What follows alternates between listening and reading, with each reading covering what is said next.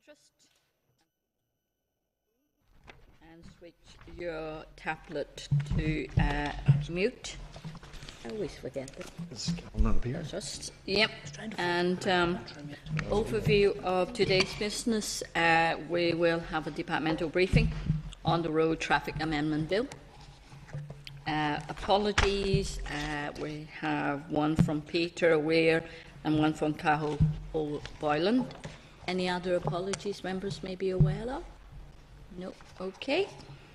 Then chairperson's business. That's at page 5, members.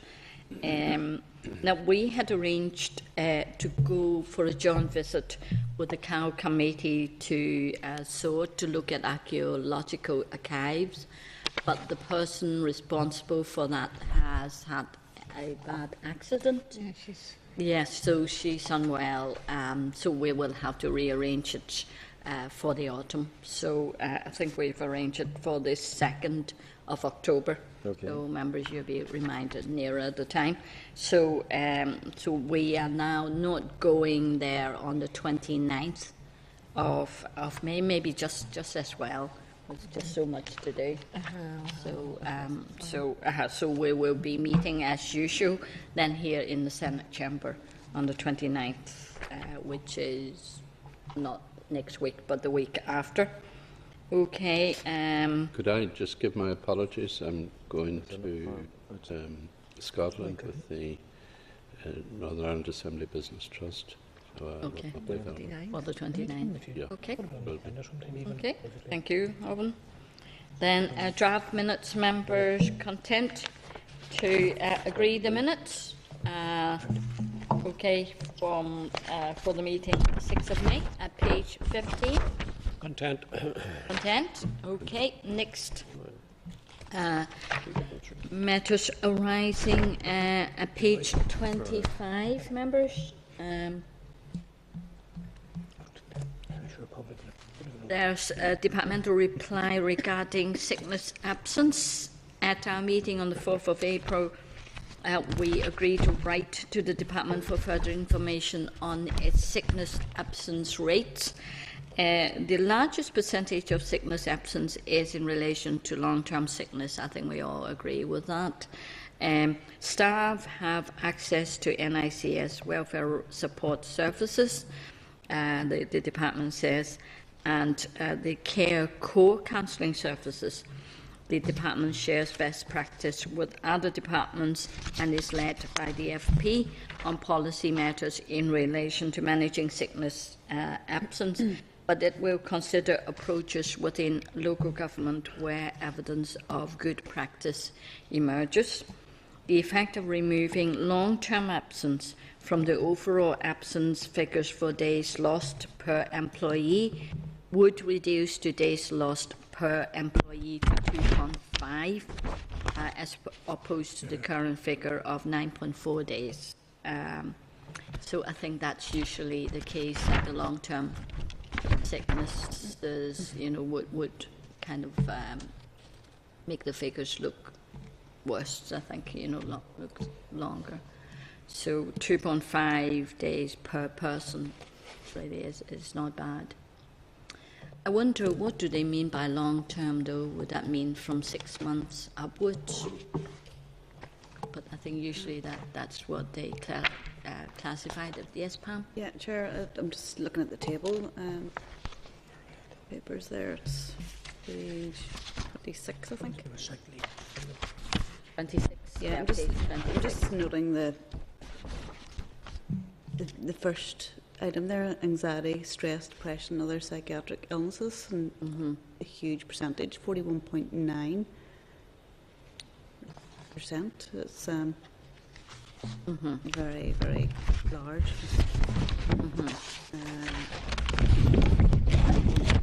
Nothing to be done to support these. I mean, these are obviously the long-term ones. So yeah. Such a very large figure. Yeah. I wonder, do these people get the support that they need, especially in terms of mental health? Yeah.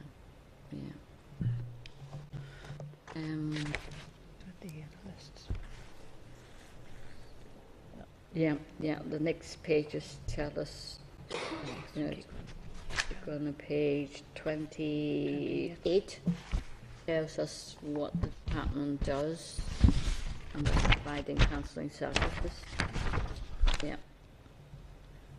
Practical support following a bereavement, occupational health service, promoting healthy lifestyle, advice and support for addictions, advice on retirement, signposting other areas of specialist advice, information and support.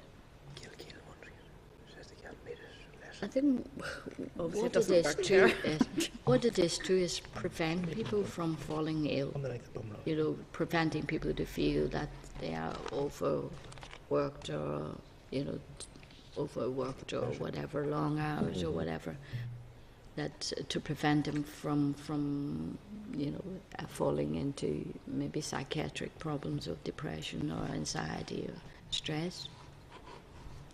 Have we any evidence that that is what the problem is, that people are working too long hours in civil service? Is that what it is?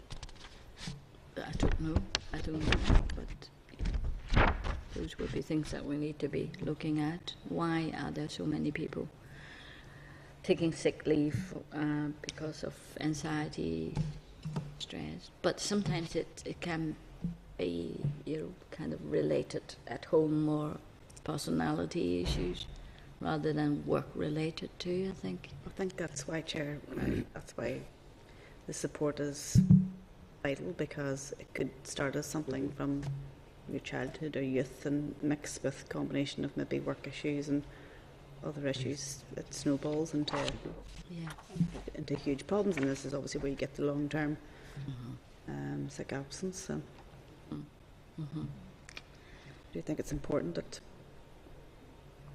the appropriate support is given? Well, they're saying that they are providing support. Sorry, Chair. Just are they saying that the any evidence that is work related? Okay.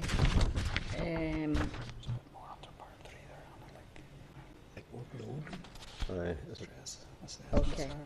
Well, at page 28, it's saying the department carried out a workplace stress risk assessment survey early in 2013, and it's hoped that by addressing the issues arising from this risk assessment, that this will contribute to a reduction in this category of sickness absence.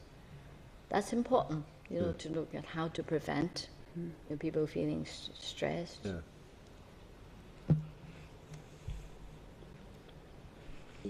Yeah, we want to ask maybe more on this survey. Maybe we'll just let us know a bit more about this, about the workplace stress risk assessment, what the findings are. Yeah. Would members be Interesting. If it's content work with related, that? Chair, if it's work related, then there has to be a reason for it. You know, is it overworked? Yeah, Or is yeah, there problems within the department or whatever? yeah. Okay, our staff feeling they're being supported. Yeah. That would maybe throw out a bit of the reasons, some of the reasons why people feel stressed. Okay. Elections make me feel stressed. That's voluntary. Okay. Sorry, Lord Morrow. Say that's voluntary. Yes, self-inflicted. Yes. Okay, Tom, we are at page 25 onwards. Okay, we're on departmental reply regarding sickness absence. So, members, then we just write to the department and ask for findings of that survey.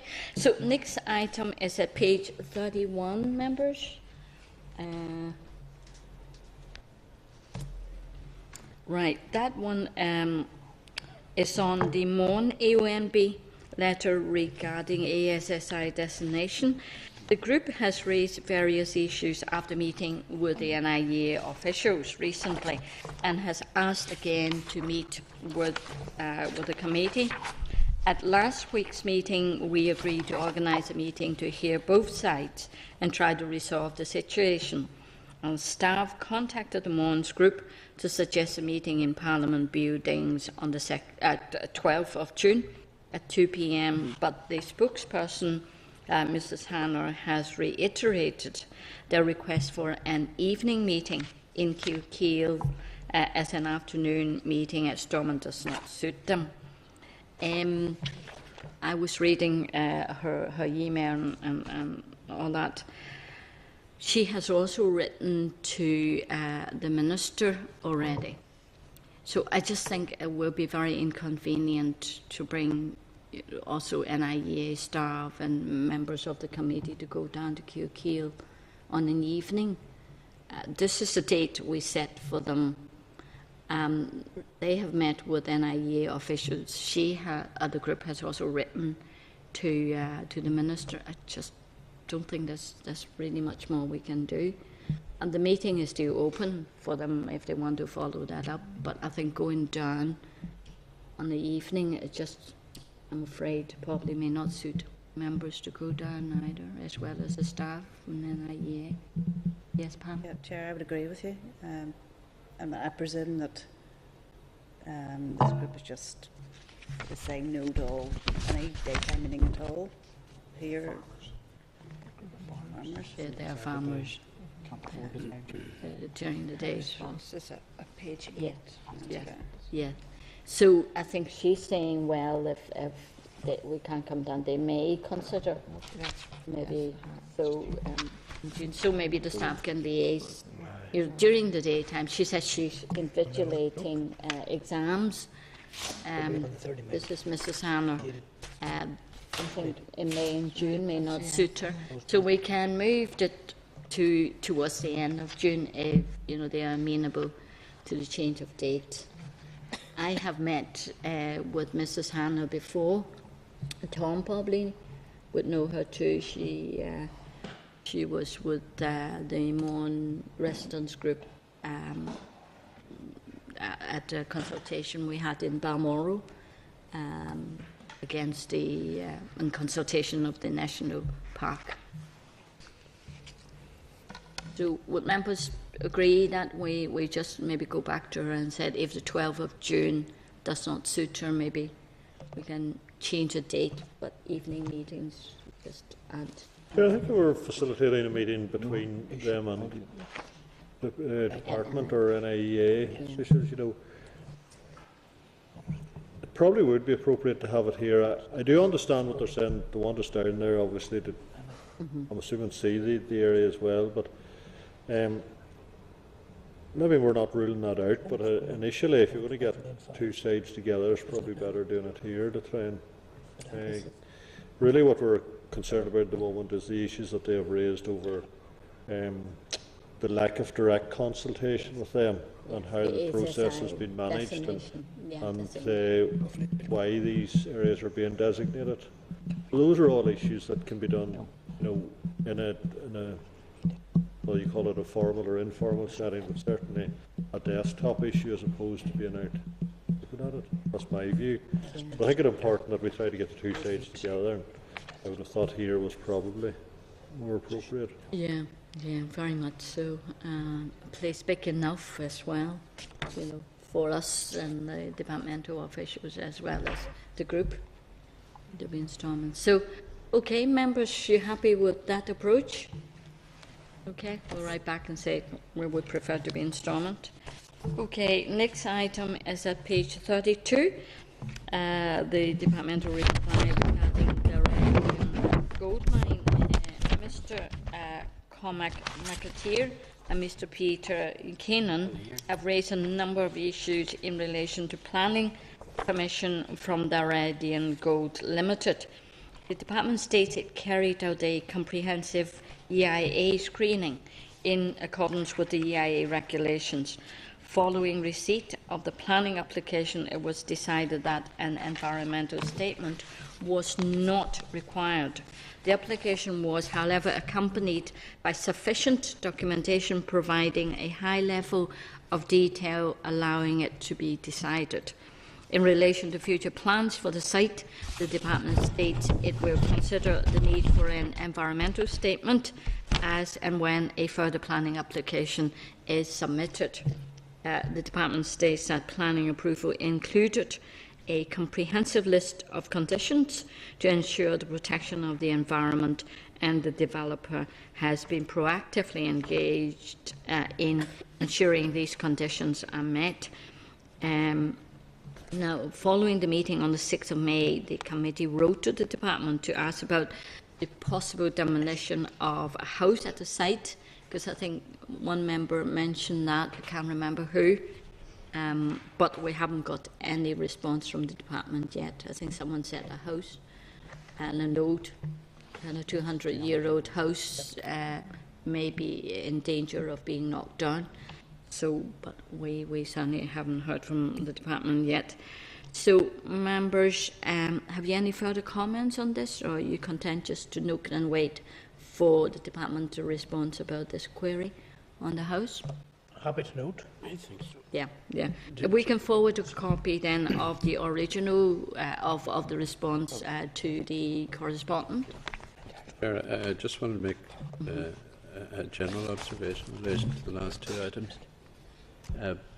As a committee, our job is to oversee the department in relation to policy and not really to, as it were, involve ourselves in individual issues. I do understand that from time to time issues arise and so forth and have to be dealt with by committee, but you know, I think we need to reflect carefully on what we're doing here, because you could encourage a plethora of individual complainants coming to this committee. These matters ordinarily should be dealt with by MLAs, the department, and engaging with the minister and officials and so forth. So I just say that in terms of a general observation. I'm not commenting on the individual issues that have been raised, that have arisen, and they're important to individual people and I suppose to the committee collectively. But you know, we should be very careful. Absolutely, I agree with you.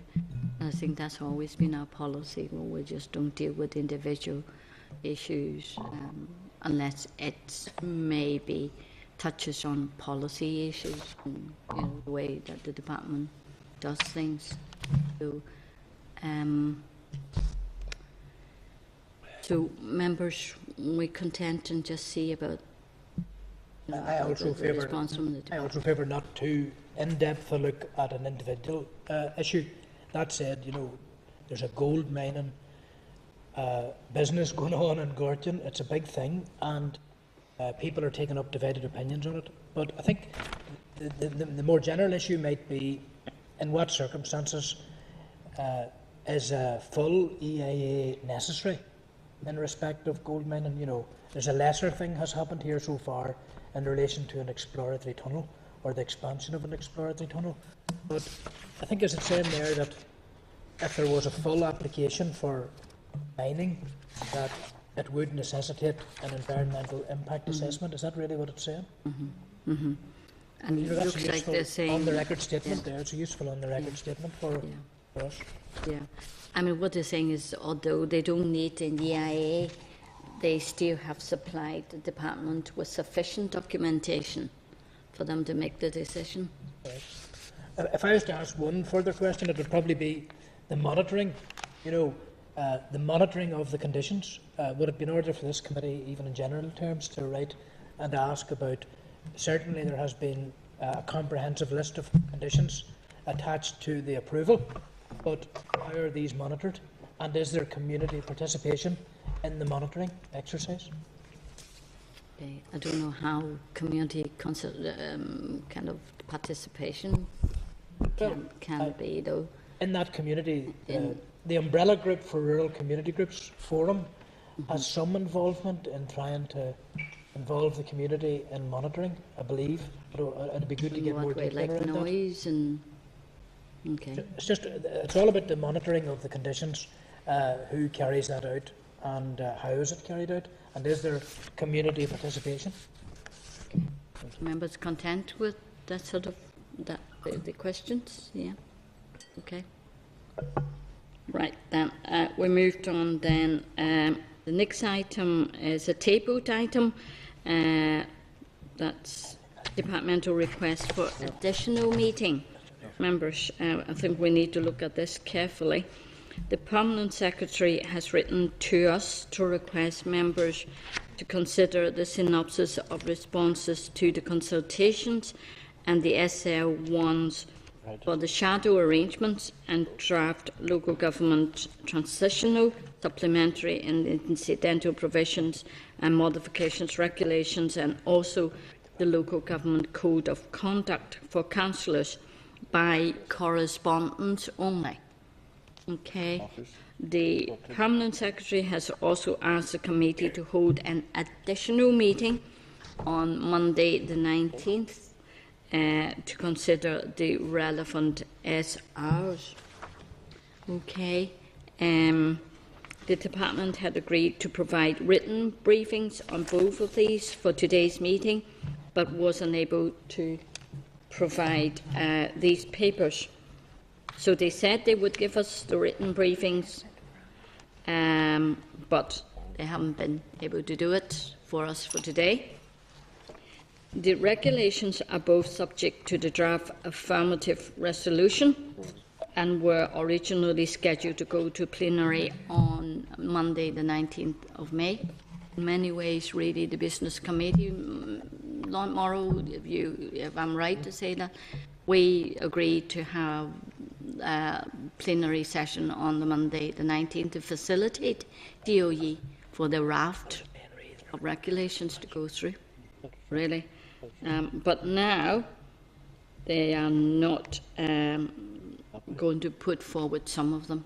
So now what they're saying is that the regulations are both subject to the draft affirmative resolution and were originally scheduled to go to plenary on the 19th, but it appears likely that this will not happen until the 27th of May. Yes, that will be after the election. Yeah. They're saying the new councils are probably all going to have the first meetings at the beginning of June.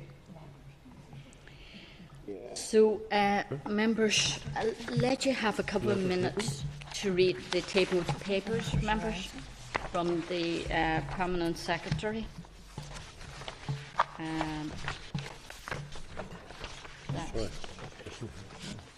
What page is that? It's page 6, members. Yeah.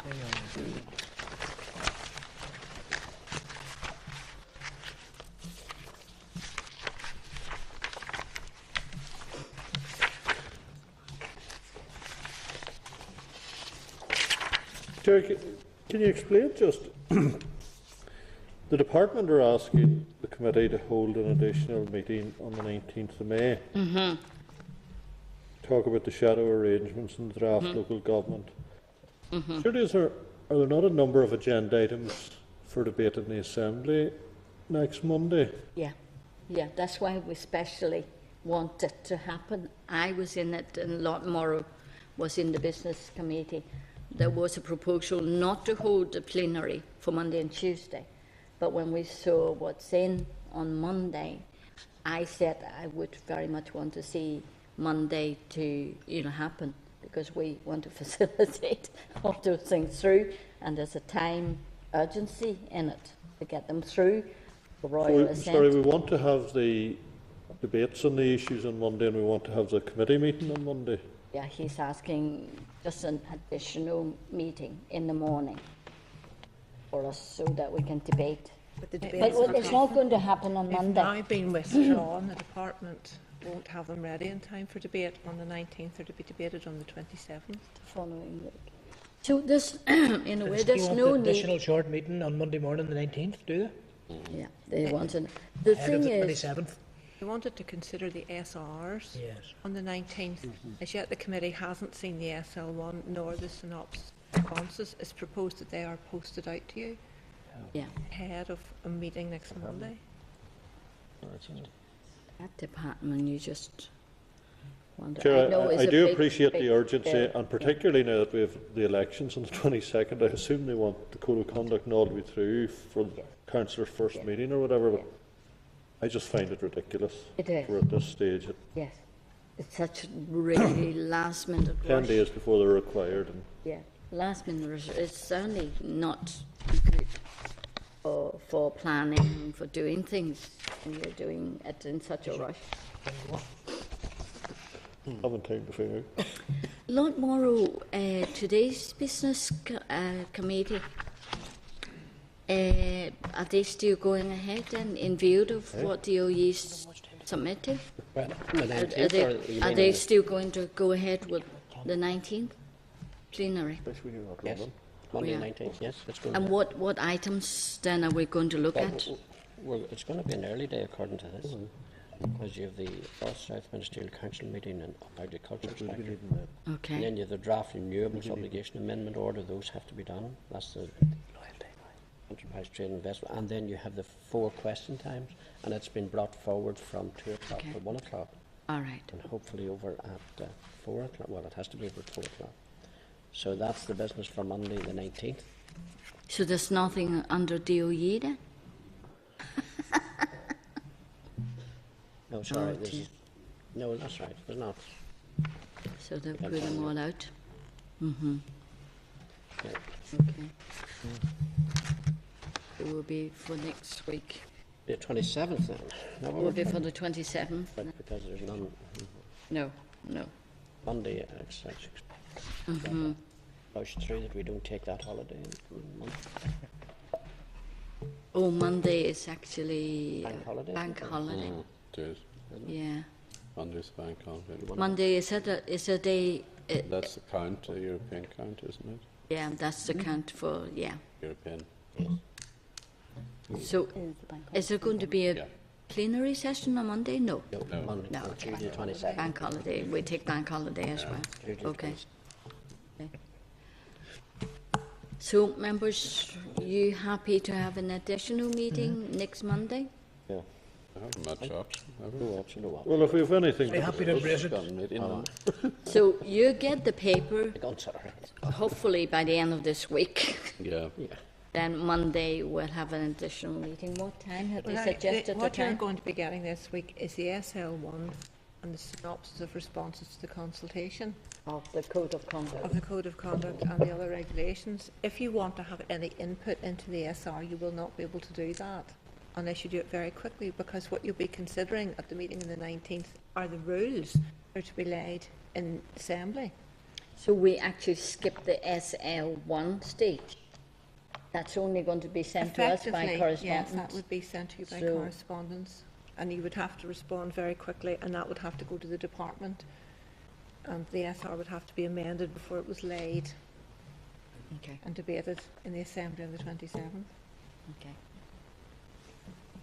Just to be quite clear what it is you're agreeing Yeah. to, if you agree. Yeah. The difficulty is that we almost have no choice, because time's running on. Options chart. If we say we don't do it, then you don't have code of conduct, you don't have all those regulations for the new council. You could just tell them to behave until we get the code. You go down and watch them then, Lord Morrow. So, members will email round then for a time, I presume Monday morning. What time are we starting? Are we starting as usual at 12 or earlier? As usual. As starting usual. time, Chair. Okay.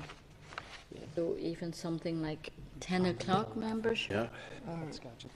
Oh, 11 was scheduled for, so 11 11, o'clock? all right. 11 should be okay, Chair. Should be okay for members, okay. Okay. Chair, when are we going to get these regulations? We're going to get them emailed. By email? Yes. We haven't got any papers yet. I can, Hartman has given no indication when. maybe this Yeah, afternoon. yeah. Right, members, we agree with it, but with strong protest about the way this is done. But I'm sure they'll listen to us, Chair. We will say that very strongly, that we are very unhappy. Chair, I oppose it, to be quite honest. What do we do then? So if we oppose it, then On what grounds? On the grounds that, that there isn't a reasonable opportunity to actually scrutinise it and to look at the it. SL1. So are you saying, Tom, that we put it off? Yeah? Right. And the consequences are of that? We'll just put it off another week. Chair, the point I'm making is if we keep doing this, we'll keep getting the issues at the very last minute without any real opportunity. No disrespect, it's never any different. Like.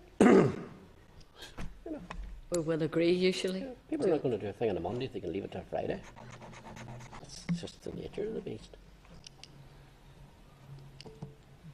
Sorry, what do you mean? People are... So, we all know how government works. So, Yeah. Chair, this code of conduct ideally needs to be in place for And the regulations too. the yeah. first council meetings. Yeah. They Which, have most they of have them are that going to be in in place. June. They said the beginning of June, and they must hold their first council meeting within within a month. a month. Yeah. But in the letter it says that a lot of the council already have scheduled their first meeting at the beginning of June. But they don't hold it beginning of June. then, So maybe there is a little bit of time to play with. If they have a month to do it, just because they've scheduled it doesn't mean it has to happen. That's a big thing. It's only a suggestion. It's all very rushed. Chair, I tend to when agree with Tom. I think if we kept bending over backwards and effectively not doing our job properly because they're not giving us the opportunity to, will they keep doing it? Yeah, yeah, yeah, yeah. And they have done that before. They have actually skipped the process, the stage of SL1 for us and just gave us SL to look at without us, saying you can proceed with SL1 or we agree on SL1 and you can proceed with the policy. Members, maybe we need to... Yes, Barry? I would have no difficulty, I don't think Ian has any difficulty either with proceeding on Monday. Certainly we can send messages to the department about the unsatisfactory nature of how the business is being done, but just before you reach a decision, just to factor in that. Okay. Well, reluctantly, I think, I would tend to say go ahead on a Monday, but really just in in no uncertain terms to tell them that we are very unhappy. Yeah. We could have just say no and leave it until another week or two. Yeah. What do you think, Lon and Auburn? I think, yes, much as I don't like the way it's happening, I think that we have got to be up for it and get on with it and do it, and that's it. Okay. Auburn, you be Yeah, of no, the I same agree. view? I agree Yeah, entirely with yeah. what Lord Morrow said. Yeah, Ian, Make our views known to the department. don't have any problem with it. What do they think? Yeah. I want the officials to come and brief. Yeah. I always pray against. We good. Tom, did you hear that? No, sorry. We could pray against it. Yeah, could do. On the 20, Assembly. on the 20, whatever, 7th? Yeah, yeah. Do you want departmental officials to come and brief next Monday to speak about this? Yes, 11. Yes. 11. And we want the Will that be papers artificial? as soon as possible. Chair, Yes, yeah. I think there that we maybe should, because taking into consideration the way they announced as the closure of the DVLA office and Coleraine, their approach there, I think that it's important there that we maybe invite the department to meet the committee to sort this whole problem out, rather than reacting to this individual problem here at the minute. Bring them along to explain to them the way we feel, about the way their approach is to us, and try and take it from there and build a relationship, that is for the future. Would you like the permanent secretary to come up and speak? Yeah, I think so. We'll call him in. Call Mr. O'Reilly here Yep. on Monday Yeah, as well. You know, it's just they're going to continually carry on the way they're doing until we Yeah. get an understanding with them that we're not going to tolerate, this type of Yeah. approach in future. But, we have to draw a line somewhere. Why not Yes. Yeah. call them in and do that? Oh, we need to draw this to the attention of the minister as Yeah. well. As to say, the committee is highly unhappy with this. Thanks, Chair. Both to Mr. O'Reilly and Minister Durkin. Okay, everyone, we moved on then.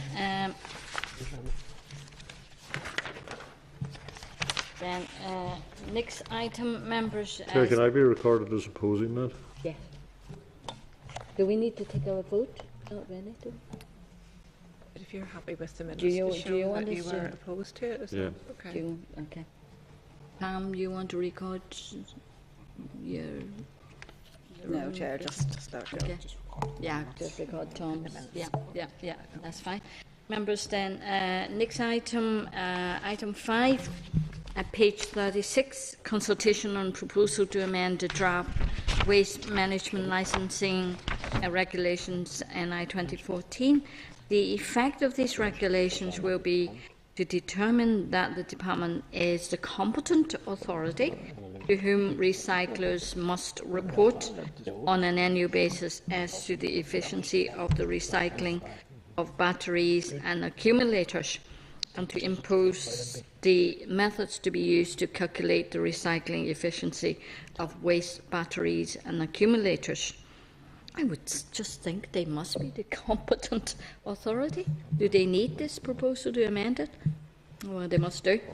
It is the department's intention to commence a 12-week consultation on the 16th of May, ending on the 8th of August. Members, are you content to request a synopsis of responses? Yes. I just wonder who else would the competent authority be if the department isn't?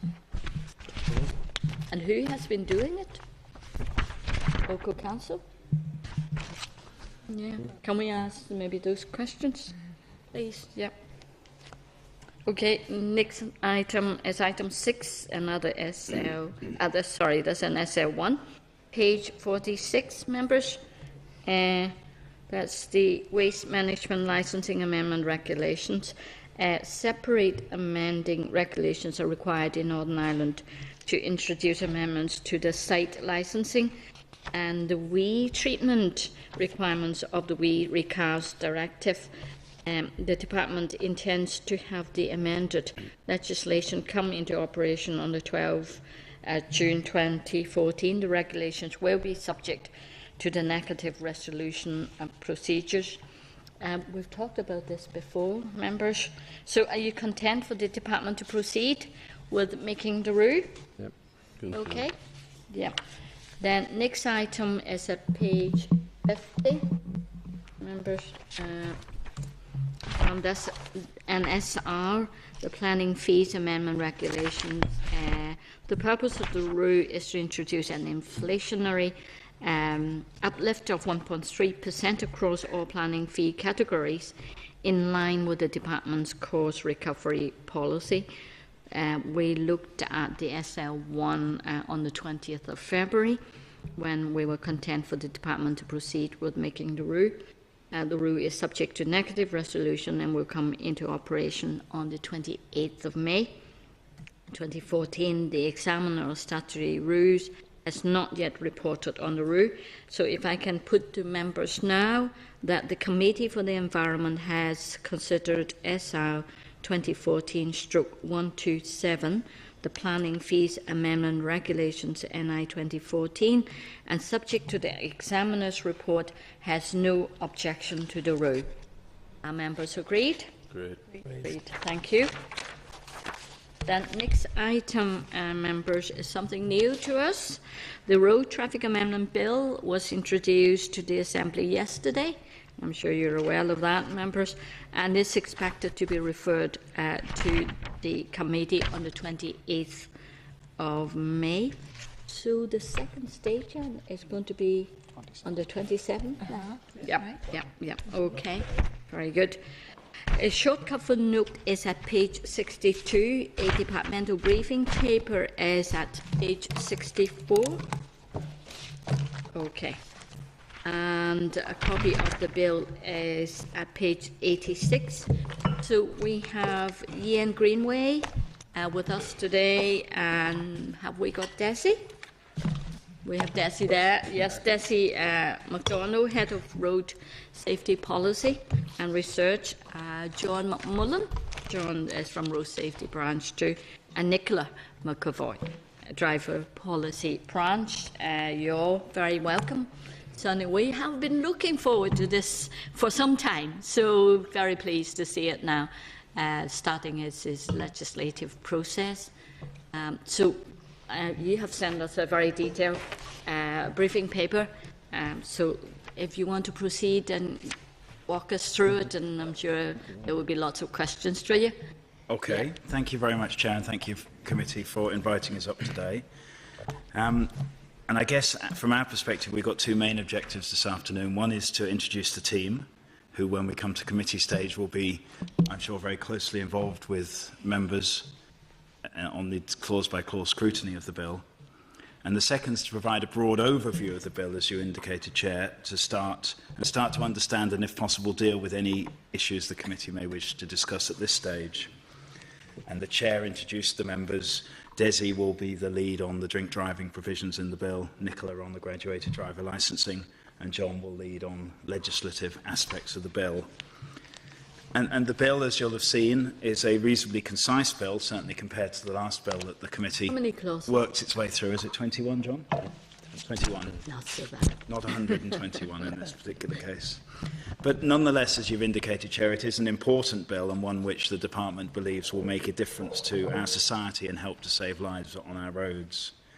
And in broad terms, the bill provides the necessary powers to establish a new drink drive regime, introduce a system of graduated driver licensing, and make mandatory the wearing of helmets on quad bikes on public roads.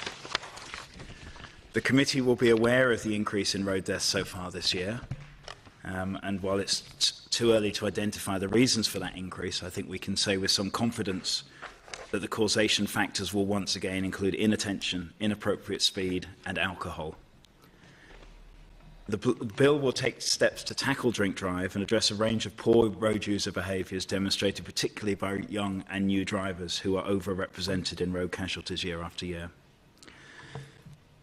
The committee has already considered the drink drive aspects of the bill because there was a consultation on the legislation itself last year, and officials met with the committee on the 29th of November 2012 to discuss those provisions following that public consultation. And at that point, members may recall we had two options drafted for the bill on repeat offenders, yes. And the committee took a view which the Minister supported and went with that option in the bill. So just to outline then, maybe, as you suggested, Chair, the three main themes in the bill. The new drink drive regime. The bill will introduce a limit of 50 milligrams of alcohol per 100 millilitres of blood for most drivers, and a lower limit of 20 milligrams for learner drivers, new drivers and professional drivers. I think it might be useful if I reinforce that there is no lessening of any current penalties.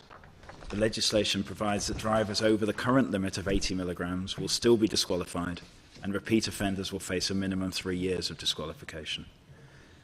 But a new graduated penalty regime will reflect the gravity of drink driving offences, with minimum disqualification periods from between 6 to 24 months depending on the alcohol level. For the first time, fixed penalties will be made available for drink drive offences, but only for first offences at the new lower limits. There is currently no offence, of course, triggered at those limits below 80. The bill also provides for powers for the police to set up roadside checkpoints where a constable can require the person in charge of a vehicle to take a breath test. These will be conducted under controlled circumstances with authorisation at inspector rank or above. It also provides powers for automatic referral of offenders onto an approved drink drive rehabilitation scheme. The Department believes the case for reducing the drink drive limit is now well established, with public consultation on the policy in 2009 and on the legislation in 2012, and there's broad support in making this step change. Similar limits and laws came into effect in Ireland a couple of years ago, and the Scottish Government has signalled its desire to reduce the limit there. When this work is completed, all parts of the EU except England, Wales and Malta would then have a 50 milligram limit or lower. The decision to reduce the limit was also a commitment in the Road Safety Strategy to 2020 and in the Programme for Government for 2008-2011. On graduated driver licensing, the package set out in the bill consists of a number of measures which aim to prepare new drivers for the challenge of driving on their own and to protect them and other road users as they gain experience. It includes lowering the age at which people can start to learn to drive, that is, obtain a provisional licence from 17 to 16 and a half, but to introduce a mandatory 12-month minimum learning period.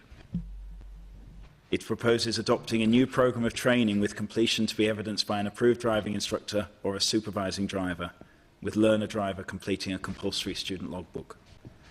It removes the 45-mile-an-hour restriction on learner and restricted drivers and riders. This will facilitate practical tests to be revised to allow candidates to be assessed while driving at up to posted speeds and allow learner drivers to take lessons on motorways when accompanied by an approved driving instructor in a dual-control car. It introduces a one-passenger restriction on carrying young passengers, those aged 14 to 20, for drivers under the age of 24 during the first 6 months post-test. It provides for remedial courses for new driver order offences, people who have in their first 2 years of driving accumulated 6 penalty points or more. And it introduces a 2-year post-test new driver period, in line with the existing new driver's order probationary period, and the planned period of application of lower blood alcohol limits for newly qualified drivers and riders. An identifying plate is to be displayed over that 2-year period, with the details of the plate subject to affirmative resolution in the Assembly. The package is a response to the stark fact that between 2008 and 2012, 43% of fatal collisions on our roads for which car drivers were responsible were caused by young drivers aged 17 to 24. Further to this, there is evidence that young male drivers are 4 times more likely to be killed and 6 times more likely to kill than the average road user. Helmet wearing on quad bikes. At present, the Department only has powers to make regulations requiring motorcyclists to wear protective headgear. The bill extends this power to cover all motor vehicles and is intended to make use of this power to make regulations requiring quad bike drivers and passengers to wear helmets when using such vehicles on the public road. The detail on this will therefore be in regulations rather than the bill. The committee saw the outcome of the public consultation on this measure in 2012 and will content at that time with the policy proposals. Thank you. Okay, Ian, very good. I read through your paper. Obviously, you only gave us a kind of a very general view of that. In terms of the 1 year for young drivers, so do we ask them to provide how many hours they have been practicing in the 1 year? Or, because yesterday I noticed a response from someone from the I think drivers tutors association saying some young people take shorter and some take longer time to get the driving test. I know my 2 sons got through. I think they were both 17 in April. Both of them passed the test in the summer. So they were able to drive themselves to school in September. So it took them a few months just. So, I mean, in the 1 year, they mandatory that they cannot set the test. Are we saying they must acquire certain hours of practice? Nicola? Thank you. We're not asking for a certain number of hours. We're asking that people take a slow, progressive route towards learning to drive. So within that year, we would ask them to evidence how they learn to drive, and we'll have a syllabus which outlines a structured training programme about what we would expect them to learn over that time. And that will be evidenced by a logbook, which will be completed by the learner and also verified by either the driving instructor or supervising driver. So whilst we say, yes, a year, we've reduced the licensing age to 16 and a half, so a person could still have their full licence by 17 and a half. And the aim of giving somebody that year is to let them drive in all sorts of different conditions, be it weather conditions, nighttime, daytime, and to just acknowledge that driving takes a while to get the hang of and to become a good driver and prepare them better for real life driving. Okay, I bring others in. I'm sure others are interested to ask other questions, but I have a few more for you, but I'll let other members to come in first. Lord Morrow? Thank you, and thank you, Ian, for your presentation. Ian, are we going into a state of contradiction here? I suspect that come Christmas, you will run a joint campaign with the PSNI saying if you drink, don't drive. But you're actually saying here, yes, well, you can do both now. Is there a contradiction here? Desi will describe how there isn't a contradiction. Well, of course the department's view is that you shouldn't consume any alcohol and drive, but I think what we're discussing, what we've discussed in the past, Lord Morrow, was around when the law should actually become involved in this. I suppose the first point is that we want to catch people who are knowingly breaking the law, and when we talk about 0, we're talking about 20, so I suppose we get that on the table first, that we don't want to catch people who take cough syrup, mouthwashes or bacteria in the gut. What our feeling is that it's better to have a 0 limit for the higher risk categories and to reflect the responsibility in certain classes of driver. We believe that the important thing for drink driving is that we acquire public support. We've built up very strong public support for our drink drive laws over a very long time and over a number of years, which wasn't easy. We want to ensure compliance, that people comply with the law that we bring in. And for that reason, the 0 approach is focused on the young drivers. I suppose what we have to bear in mind is the impact that it would have on our society of moving straight from 80 to 20.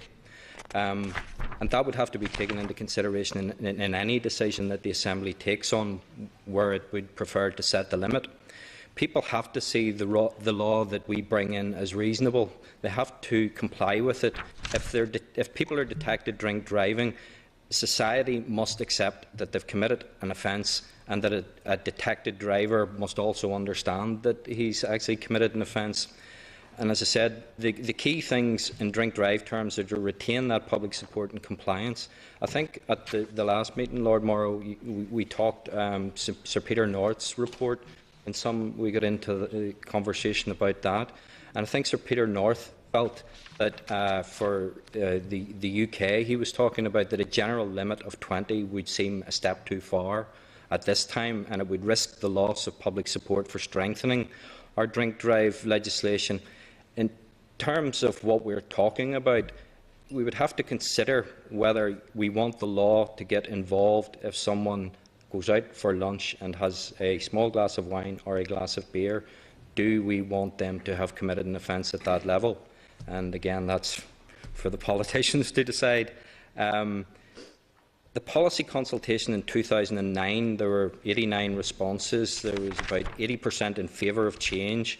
69% were in favour of having a 20 limit for learners. 65% were in favour of a 20 for professionals.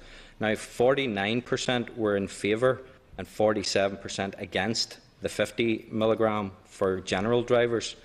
So it's quite a close call. But in saying that, the 47% who were against the 50 limit weren't all in favour of having the lower 20 limit for the general driver as well.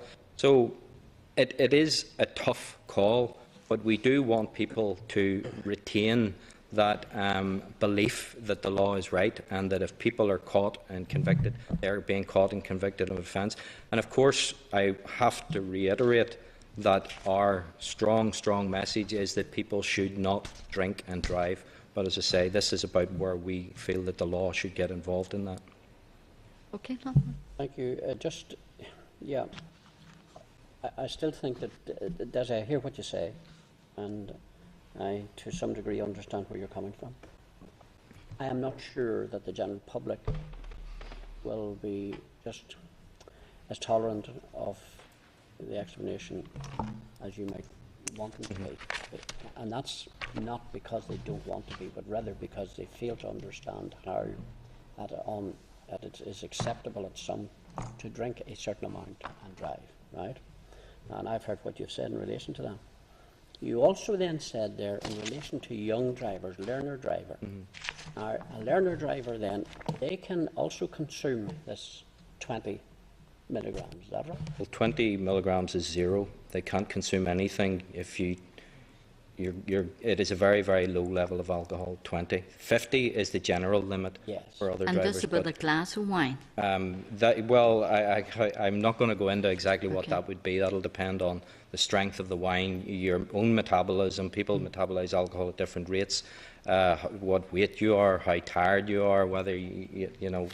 There are lots and lots of factors, but so I couldn't say for definite what level that 50 would be at, but 20 is certainly considered to be a pragmatic zero limit, because people will produce alcohol in their gut, people will use mouthwash, people will take medicines that do contain alcohol, so 20 is a zero limit. So younger drivers, professional drivers, learner drivers, they will all have to stick to a zero limit. As I suppose I wash my teeth or have a mouthwash, surely the word zero can be used here somewhere. Because I think the message, and I know you're trying to do that too, but I think the message that we're trying to get across to the general public is, look, it's never ever acceptable to drink and drive. And I know you're saying the same thing, so you are. However, whenever you, Chair, are told that, well, you can consume some, then I think that starts to send out a message. If I do use, and I've heard this argument on a number of occasions, if I use a mouthwash, if I use, for instance, a sherry trifle. Are you fond of it? Well, not particularly, but anyway, I acknowledge that there is an alcohol content there. There would be nothing like, for instance, a 20 content in a sherry trifle or in a mouthwash. It must be something more like 1. Maybe even less than that. Now, again, I'm going to be led by you. Yeah, I accept what you're saying. We are talking about very, very low levels of alcohol, but in general, across Europe and in other countries that have, and talk indeed, of zero limits, they do set it at 20. I think there's also an element here of the science as well, that a policeman by the side of the road has to test to a limit of N, whatever N is, and we have to be confident that there aren't, as we get to lower levels, that the equipment gets more and more sensitive. We have to be sure we're not getting false positives down at those very low levels as well. So 20 is set sufficiently distant from the numbers you're talking about. We haven't talked, for instance, of religious ceremonies and consumption of alcohol during those, and in sources on food and so on. So 20 is set sufficiently above those to allow the tolerance of the indicators in the equipment when we get down to quite sensitive levels. But I think it may be helpful if we try and look at Lord Morrow's favourite sherry trifle and look at the alcohol content in a serving of it. May help indicate where we are. I would say it was a favourite of mine. Lord Morrow's, it depends on the Coke, how much it goes into it.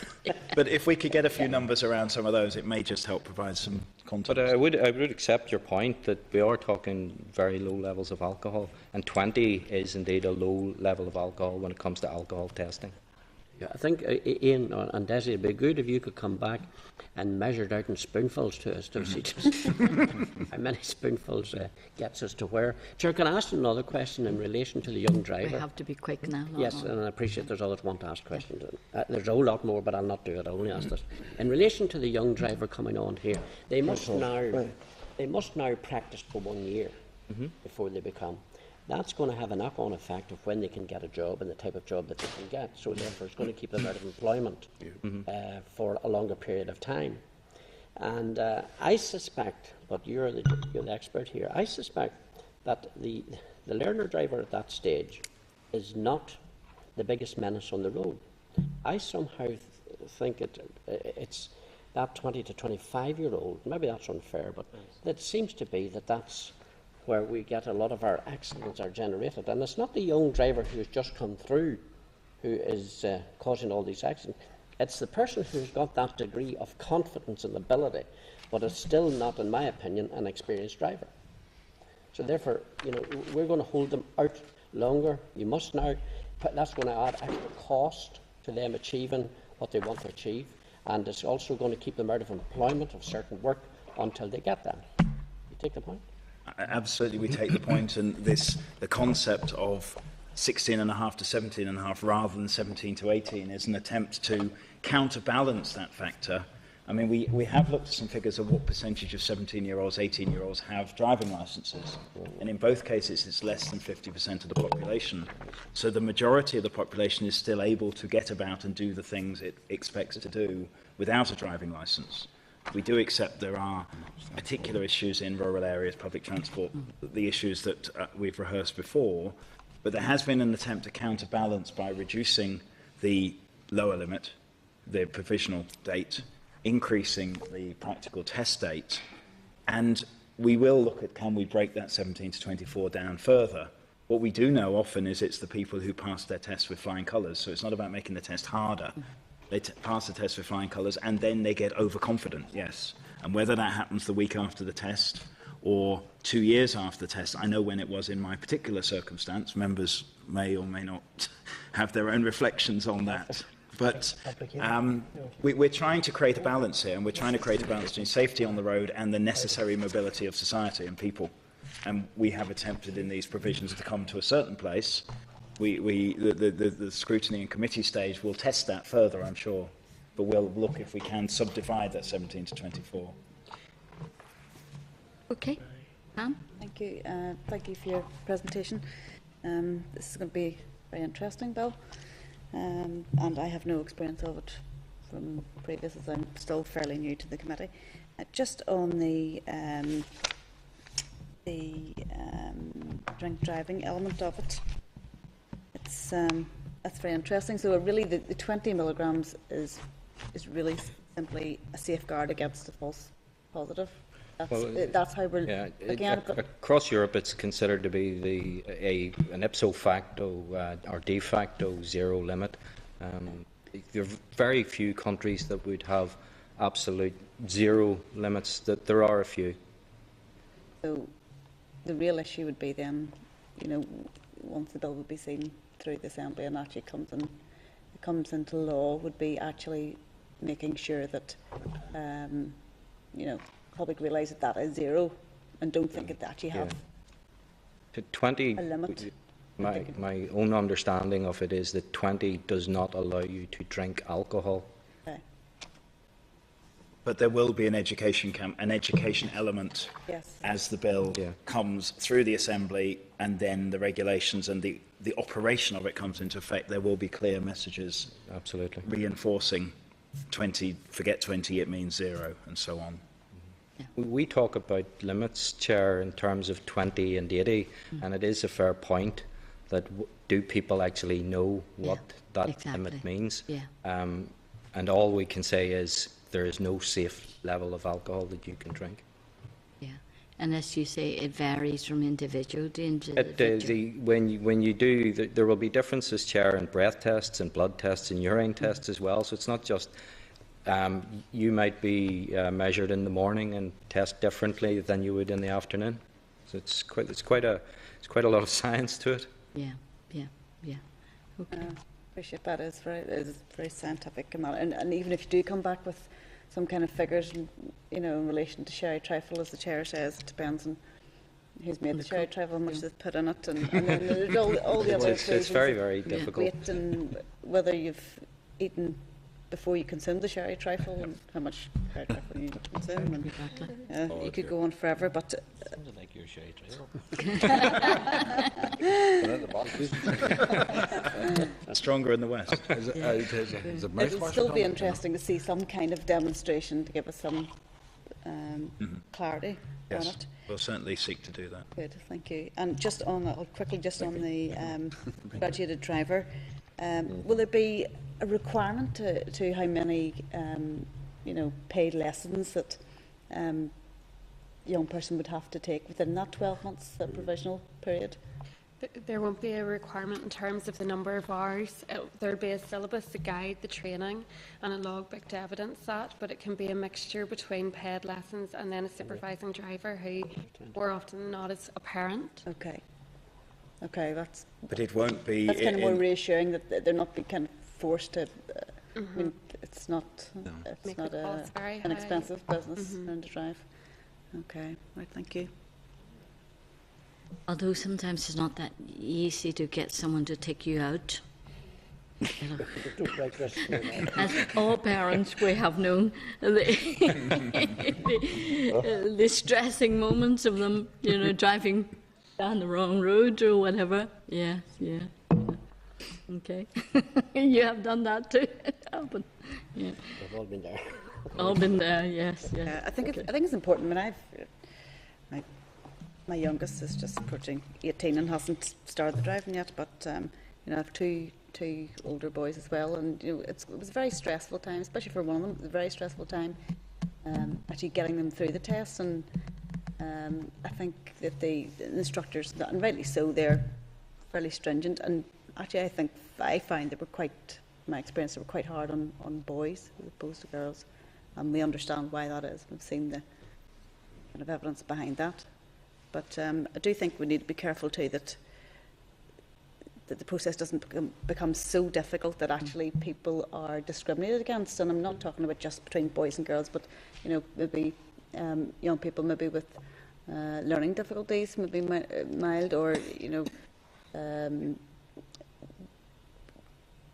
children with dyslexia, or you know, there's all sorts of different variations and complications. I wouldn't want to see it become so difficult. Certainly, we're seeking that balance throughout. Yeah. Sure. I'll come in whenever it's appropriate. Okay, you're wanting. Barry, you're the last one on the list. Yeah, no problem. Okay, Ian Muir? Oh, thank you, Yeah, Chair. yeah. No, I was just wanted to ask, there was no mention of drugs tests in this particular part of legislation. You know, is it already covered in previous legislation, or? The position on drugs, of course, alcohol is one drug amongst a range. The position on drugs is the police can undertake impairment testing and see if somebody is impaired through whatever source that may be. But the Westminster Parliament has taken forward legislation to set limits for drugs. So like the 80 milligrams for alcohol, a limit for amphetamine, a limit for morphine and so on. What they are finding is it is the science, we talked about the science in alcohol testing, the science in drug testing and combinations of drugs and drugs that are constantly being mutated into other things is really pushing at the absolute limits of science. So at this stage, for that reason, and also for the fact that causation factors in deaths and serious injuries on our roads of alcohol are an order of magnitude bigger than other drugs. In all of the statistics we've said, let's get the drink piece done and the young driver piece done. We need to come back to the drugs, other drugs, but let the science mature a bit more. And it's not one of the primary causation factors at this stage. No, that's fair enough. I just wanted to ask about it, and thanks for the presentation. It is on the list of things to come back to. Okay, thank you, Chair. Do we still have problem of actually testing people of being on drugs and driving? Yeah.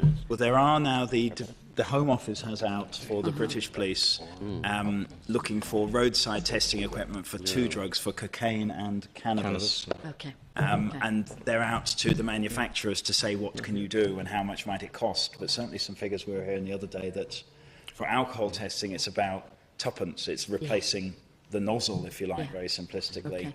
For roadside drug testing, it's about £20 per unit. It was €20. €20 per unit. So the operational budgets of the police and so on would be severely stretched on those sort of numbers until the science moves on. Yeah, okay.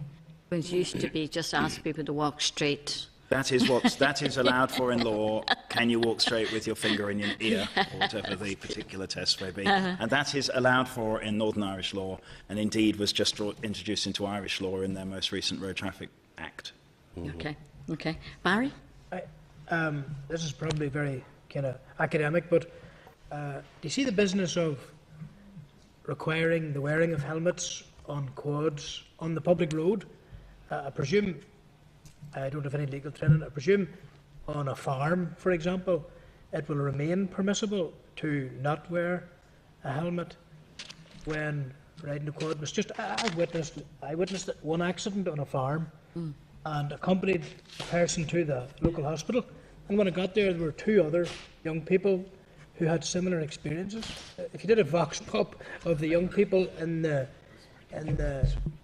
minor injuries unit, it was like, and there were more than minor injuries. You know, they all had experiences of accidents on quads. So I welcome the aspect of the amendment relating to quads, but I'm just wondering, I presume you have no legislative jurisdiction over farms or whatever? No, I think it's private property, isn't it? Yeah. The DOE only has a remit to regulate traffic on roads. You know, so you're right, we can only regulate on the public road. From bringing this forward, we did liaise with the Deputy Minister and the Agricultural Minister, and Daddy advised that there is already legislation in place which requires the wearing of suitable head protection when operating a quad for work purposes. You know, so there is legislation already in place, and the Agriculture Minister advised that that their departmental college, CAFRE, has worked with Health and Safety Executive, and they've developed an accredited training programme for the use of quads, you know, off-road, and as you've probably seen, the increase in health and safety around farms as well, you know. But you know, so we're legislating for the on-roads, and there's other stuff in place for the off-road quads. Okay, thank you. Yeah. Okay. No more questions? Tom, you want to ask? I do have a couple, but I have a question in the Assembly. I don't want to miss it. Yeah, you better go.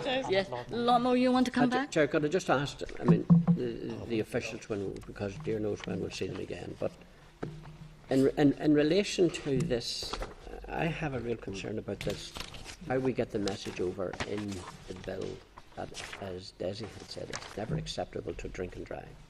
Now, the actual content of the bill doesn't say that, and I've listened carefully to what you've said, and I understand that. I have it glass here, and I haven't got a clue what size that glass is. I don't know whether that would hold 80mm, or what size it is at all.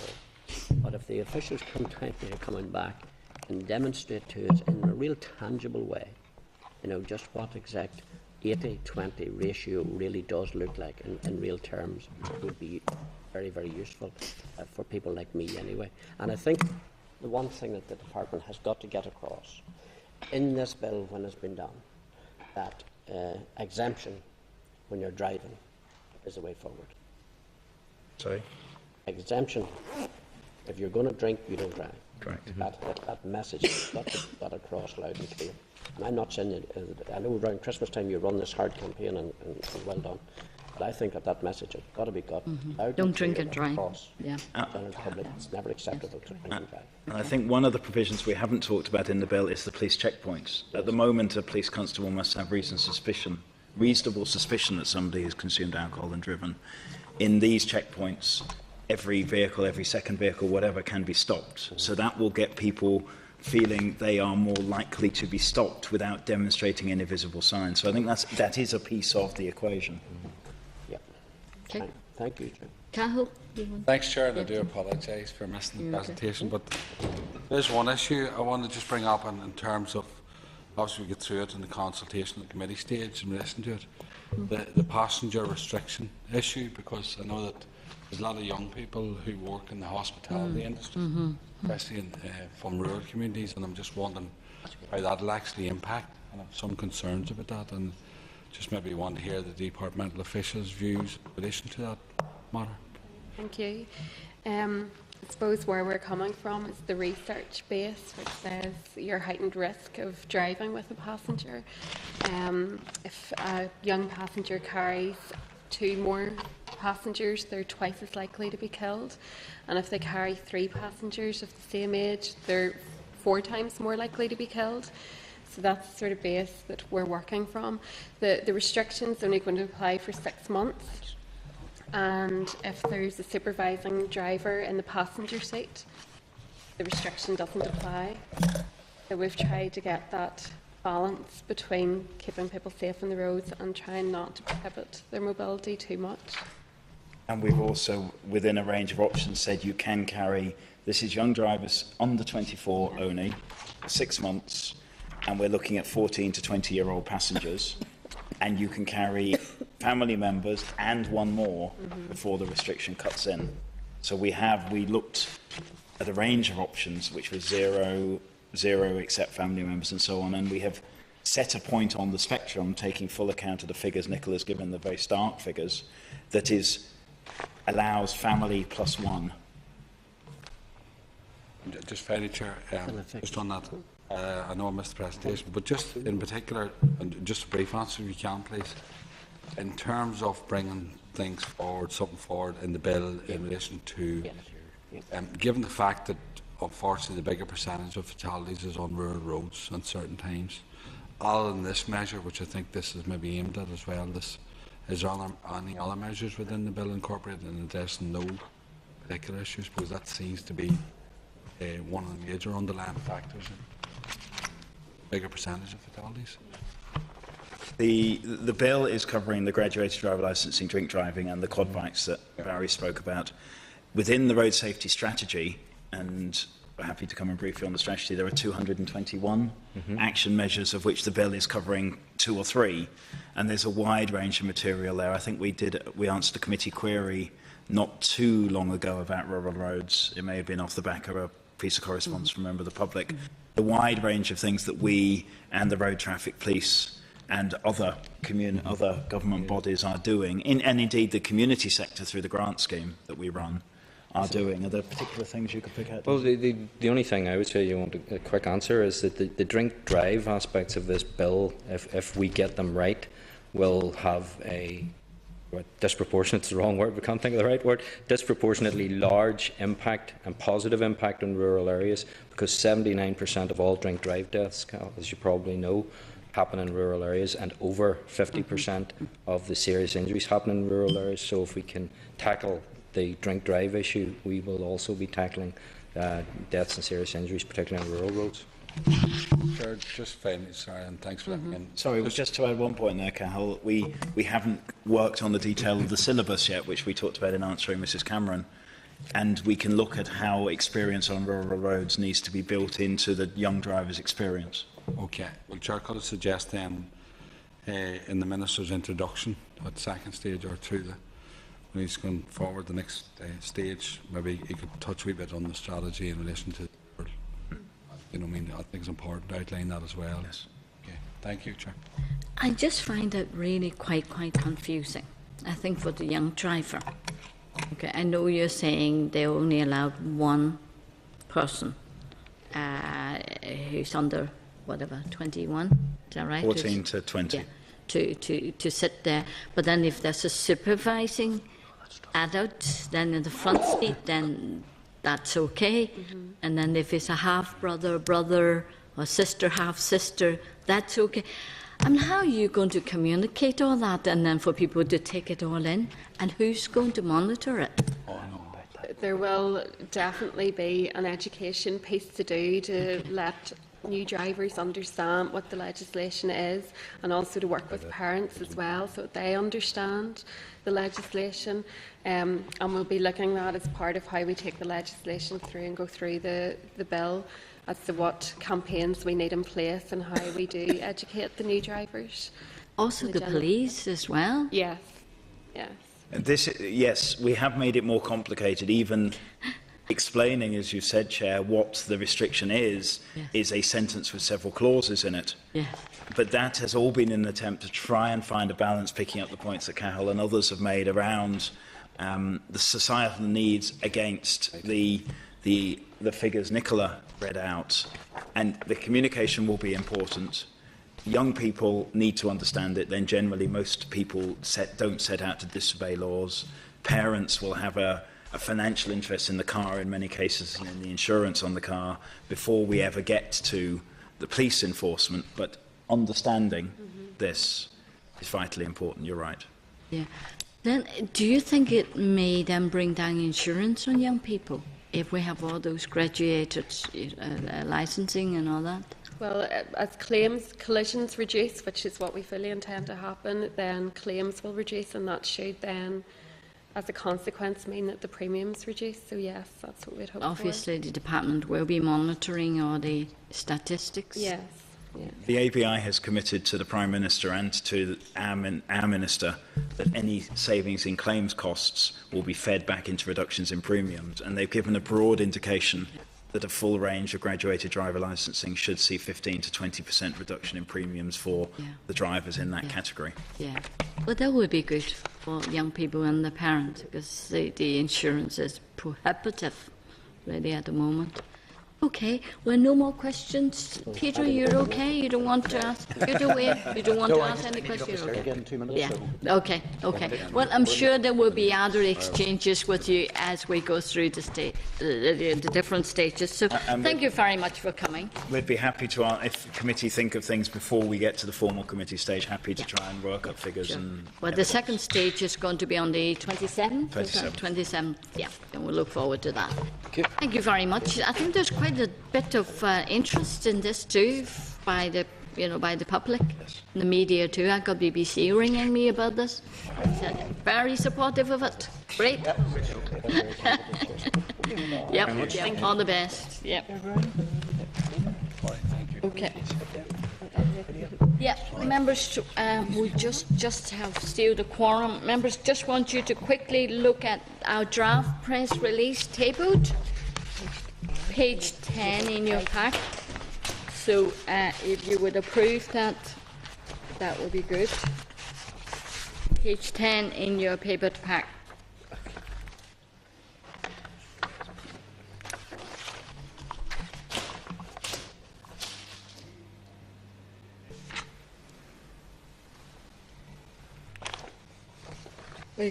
We haven't got the last line in mind, everyone. Doesn't matter. Sure, that's okay. Yeah, there must be something wrong with the printer there.